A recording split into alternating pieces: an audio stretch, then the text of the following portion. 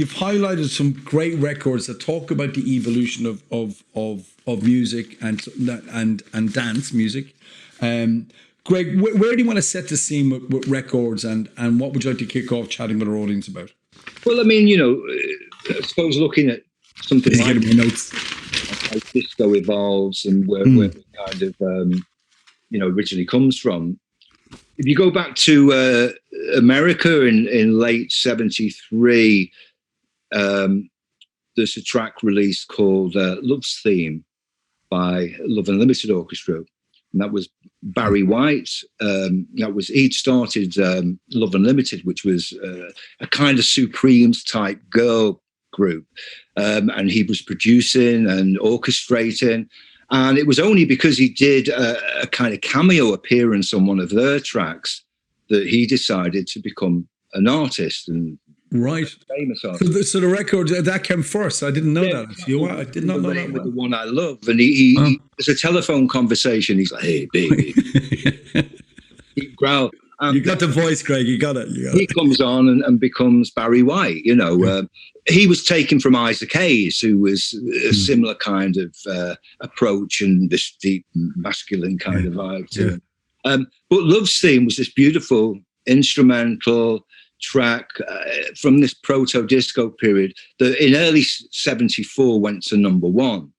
And when a record goes to #1, the industry starts to look, what is this? And by the middle of '74, these records started to emerge that would start to define disco. One of the most important was George McRae, Rock You Baby. Yeah.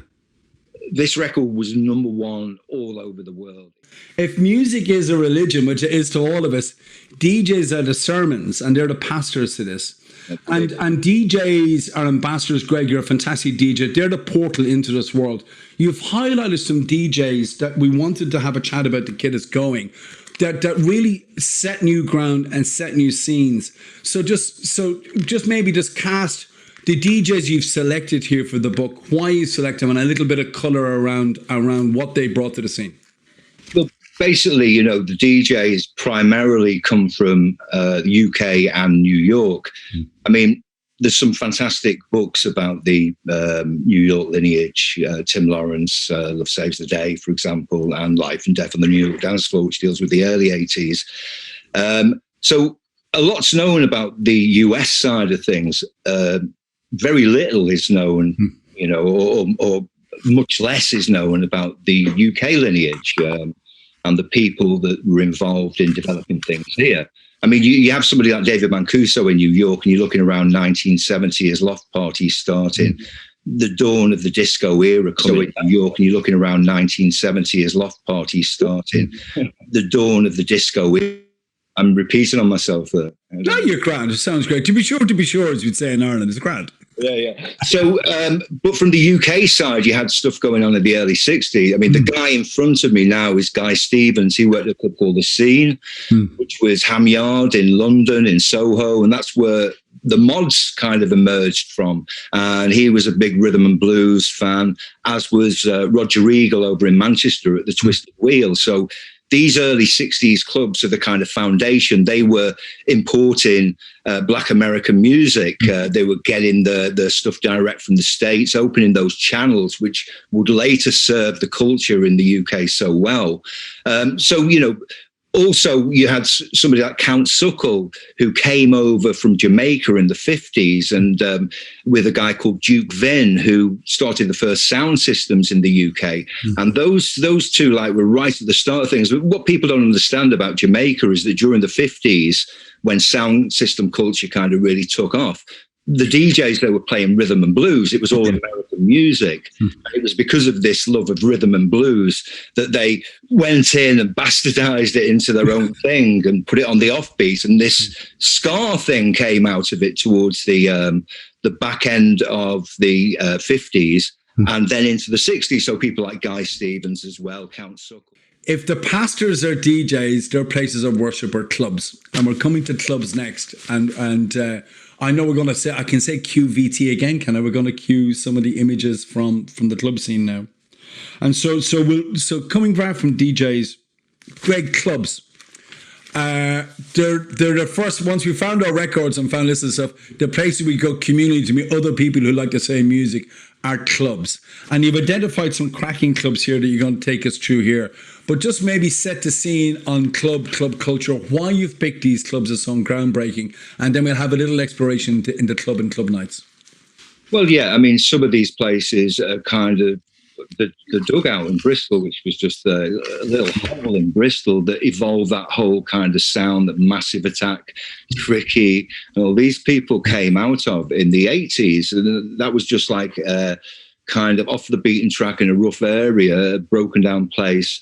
You know, you have those kind of clubs. And then by the same token, you have like your specially built mega, I mean, the Saints, that's New York. The Saint was like a gay club that held close on 3,000 people. There was a planetarium in there. It was like a huge scene. It was a predominantly white clientele.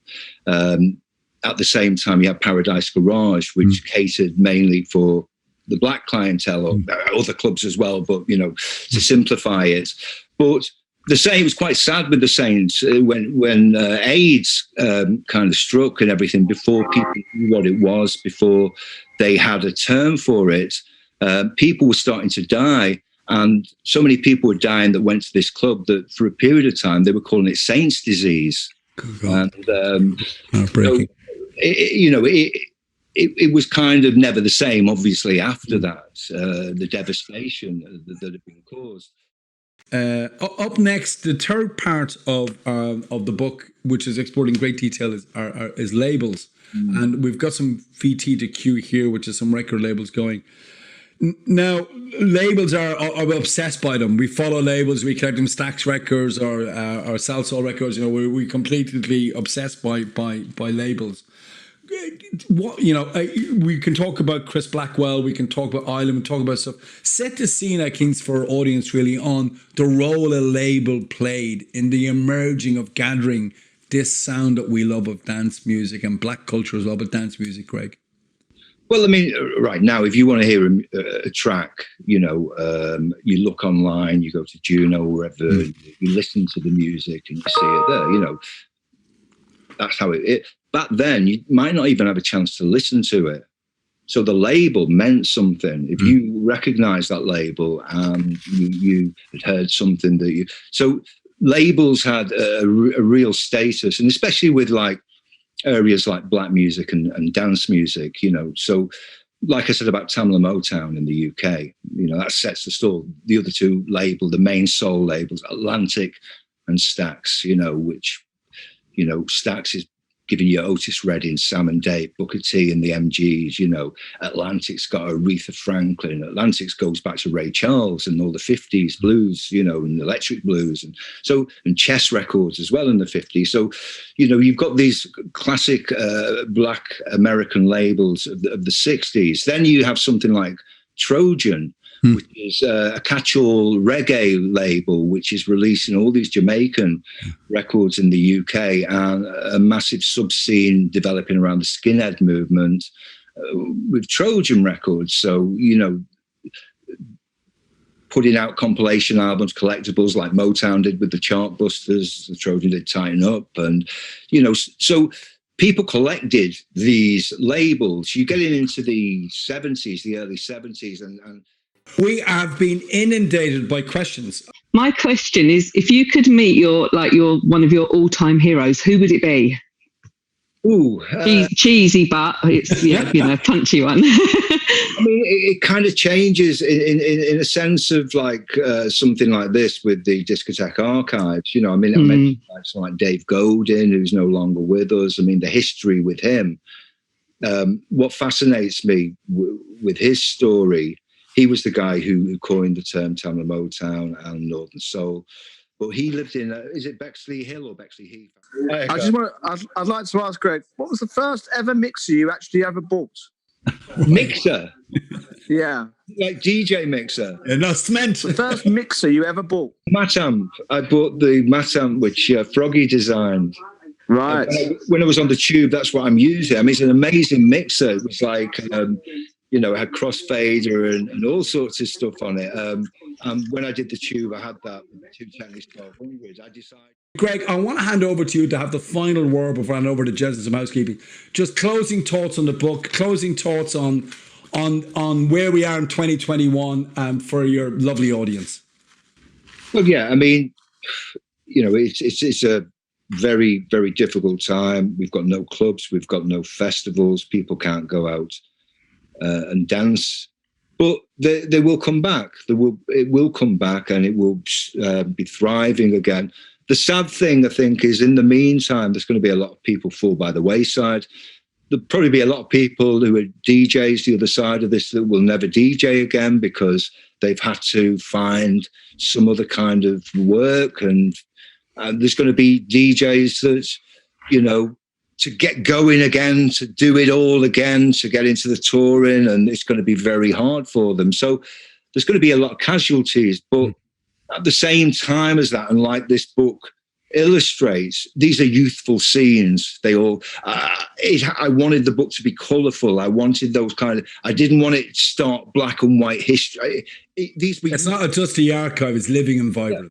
Yeah. And that's what I'm saying. This was, you know, club culture is about youth. And what's going to happen is that you think about that younger generation, the teens and early 20s, who, what a sacrifice over a year. Can you imagine us going back to that age and not being able to go out and party? And, you know, so I think that you're going to see a lot of people that will have mental health issues, but in parallel to that, I think you'll see a lot of creativity that will be emerging, will be fermenting out of this.